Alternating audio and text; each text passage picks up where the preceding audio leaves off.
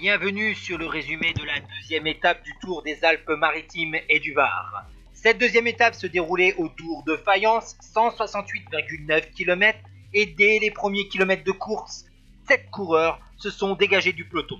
Dylan Kowalski de l'équipe Xelis-Roubaix-Lille Métropole, Berthet et Girmay de l'équipe Delco, Hugo Hull de la formation Astana, Victor Delatpart pour Total Direct Energy, Cyril Barth de chez BNB Hotel et Misfud de la Swiss Racing Academy. Après avoir obtenu 4 minutes d'avance sur un peloton emmené par les équipiers du leader Bauke-Mollema à la formation Trek Segafredo, malheureusement pour eux, les hommes de tête, d'abord Kowalski et Misfud, ont été lâchés dans la première ascension du mur de Fayence. À 20 km de l'arrivée, c'est Bignam qui est lâché, tandis que Nance Peters, lui, a été victime d'une chute à un peu plus de 25 km de l'arrivée.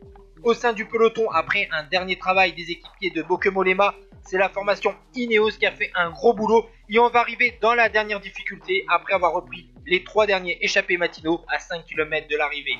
Dans ce mur de Fayence, 1200 mètres à 9,8%, on voit que c'est les leaders les mieux placés à l'avant du peloton avant cette ultime difficulté avec ses pourcentages à 12%. Et bien l'accélération à 300 mètres de la ligne de Michael Woods, le Canadien de la formation Israel Startup Nation, équipier de Christopher Froome.